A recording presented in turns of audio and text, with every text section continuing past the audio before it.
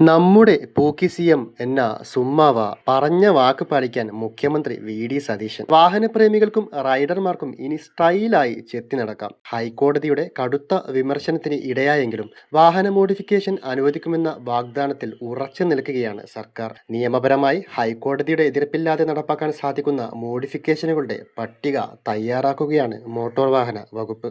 നിയമപരമായി നടപ്പാക്കാവുന്ന മോഡിഫിക്കേഷൻ അനുവദിക്കും. സർവേയിൽ ജനങ്ങൾ ആവശ്യപ്പെട്ട 200 രൂപമാറ്റങ്ങൾ പരിഗണനയിലുണ്ട്. പിന്നെ എന്ത് വേണം റൈഡർമാർക്ക്? ഇതൊക്കെ ഒരു ഹാപ്പി ന്യൂസ് അല്ലേ? എന്നാൽ വമ്പൻ മോഡിഫിക്കേഷനുകൾ ഒഴിവാക്കും.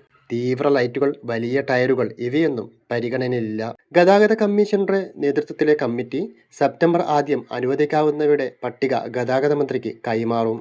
എന്നാൽ ഈ 200 മോഡിഫിക്കേഷൻ കൂടാതെ ചില മോഡിഫിക്കേഷനെ സർക്കാർ ശക്തമായി എതിർക്കുന്നുണ്ട്. അത് വലിയ അപകടങ്ങൾക്കും അപകട മരണങ്ങൾക്കും കാരണമാകുന്നതുകൊണ്ടാണ്. അതുകൊണ്ടുതന്നെ റൈഡർമാർ കുറച്ചൊന്ന് ആ കാര്യത്തിൽ ക്ഷമിക്കേണ്ടിയിരിക്കുന്നു. വാഹനങ്ങളുടെ മോഡിഫിക്കേഷനുമായി ബന്ധപ്പെട്ട് കർശന നടപടിക്ക് ഹൈക്കോടതി നിർദ്ദേശം നൽകിയിരുന്നു. ഒന്നിലേറെ നിയമലംഘനങ്ങൾ ഉണ്ടെങ്കിൽ ഓരോന്നിനും 5000 രൂപ വീതം പിഴ ഈടാക്കണം. അപ്പോൾ പോക്കറ്റ് കാലിയാകാൻ നിൽക്കരുത്. അനുവദനീയമായതിൽ കൂടുതലായി ഒരു ലൈറ്റും വാഹനത്തിൽ ഘടിപ്പിക്കരുത്. വീതിയേറിയ ടയറുകൾ ഘടിപ്പിച്ച വാഹനങ്ങൾക്കെതിരെ നടപടി കർശനമാക്കും. ഇതുകൂടാതെ മറ്റു ചില നിബന്ധനകളും സർക്കാർ പുറപ്പെടുവിച്ചിട്ടുണ്ട്. അതിതീവ്ര വെളിച്ചമുള്ള LED ലൈറ്റുകൾ, കളർ ലൈറ്റുകൾ എന്നിവ അനുവദിക്കില്ല. ഇത്തരം ലൈറ്റുകൾ കാൽനട യാത്രക്കാരെയും മറ്റു വാഹനങ്ങളെയും അപകടത്തിലാക്കുമെന്ന് കോടതി വിലയിരുത്തി.